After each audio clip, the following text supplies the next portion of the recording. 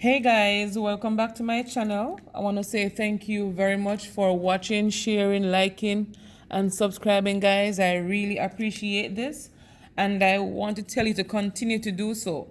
So for this video, I'll be explaining trig ratios, but before we go into trig ratios, guys, I think it's very important that we understand the Pythagoras Theorem. So Pythagoras Theorem tells us that the length of the two short sides all squared is equal to the length of the long side. And so the two short sides here will be of 3 and 4, and the long side being 5.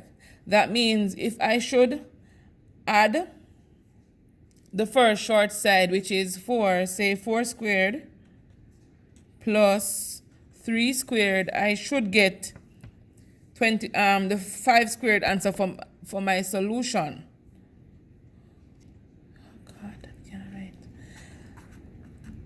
And so 4 squared is 16 plus 3 squared is 9 is equal to 5 squared is 25.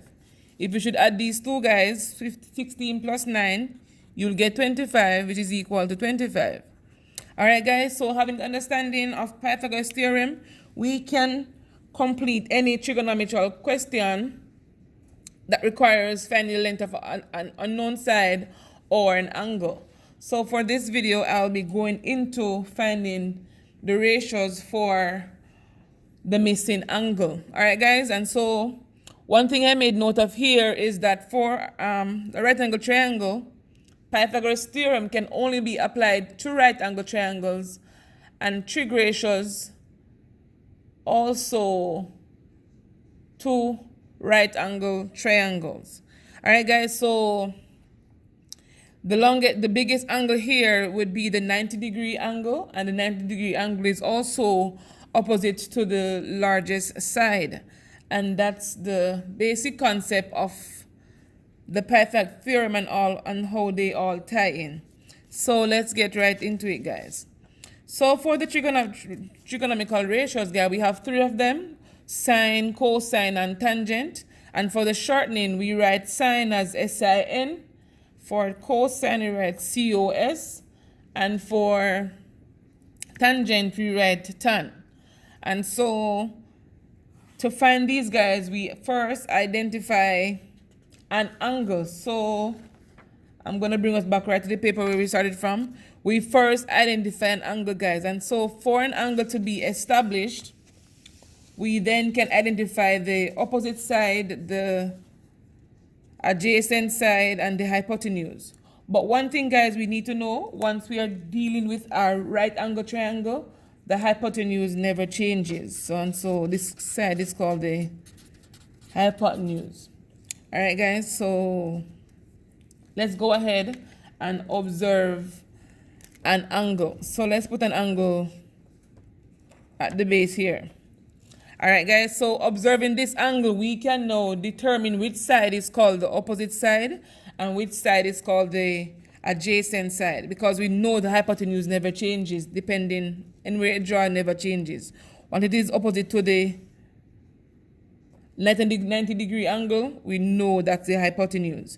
And so, guys, for this angle being observed right here, the side opposite to this angle, which will be the side with the length 3, and so this side, guys, would be opposite to the angle, and so this is known as the opposite side.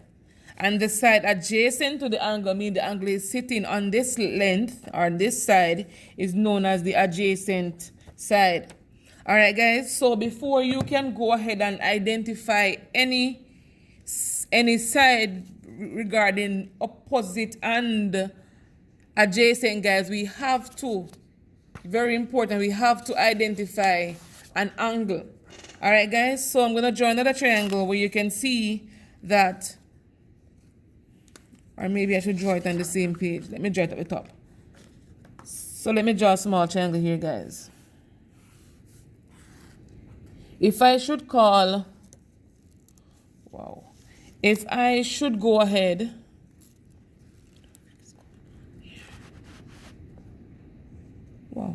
if I should go ahead, guys, and put the angle in the top end of the triangle, this side is still known as my hypotenuse. I'm with HYP for now. My hypotenuse, and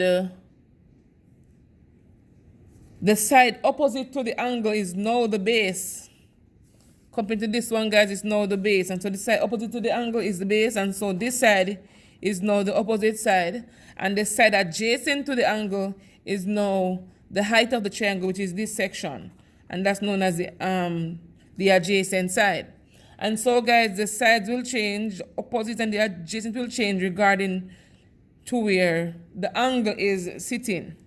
All right, guys, so let's go back to a few things. So after identifying the different sides, guys, we now go ahead and establish the different ratios and where to represent them. And so one mnemonic we use is SOHCAHTOA, and some people will say other things, but SOHCAHTOA is very universal now for most persons. And so SOHCAHTOA is used to identify the different lengths, guys. And so for sine, it's the opposite side over the hypotenuse. For cos, it's the adjacent side over the hypotenuse. And for tan, it's the opposite side over the adjacent. And having this, guys, we can go ahead and identify the different sides. So what I normally tell my kids to do is to write the SOHCAHTOA at the top of the page, and so they can always look at it. And so for sine, for this side, guys, so this will be our opposite side, and this will be our adjacent. So for the sine of this triangle, so the sine is equal to the opposite side. It's going to be 3 over the hypotenuse, and that's going to be 5. You're thinking about the cos of the angle. It's going to be, cos is adjacent over the hypotenuse. So adjacent is 4. The hypotenuse is 5. Let's go for tan. It's going to be the opposite side, which is 3, over the adjacent, which is 4. Let's go try this triangle, guys.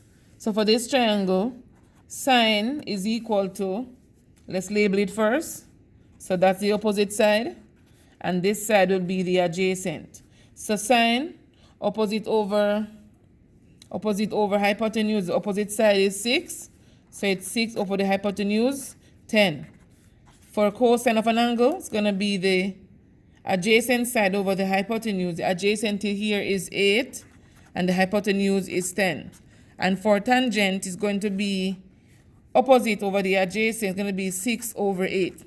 All right, guys, and so if you want to find the angles, you basically have to go to tan inverse, and then you'll find the angle. But for that, guys, the basic understanding of this video was to help you to identify the different sides of a triangle and how the ratios link with that side of the triangle, guys. And so having an understanding, we can go ahead and find any question, any missing angle for a particular right angle triangle once we are given the sides. And once we label them correctly, guys, we can complete any given question. All right, guys, so thank you very much for watching. Remember to like, share, and comment on this video.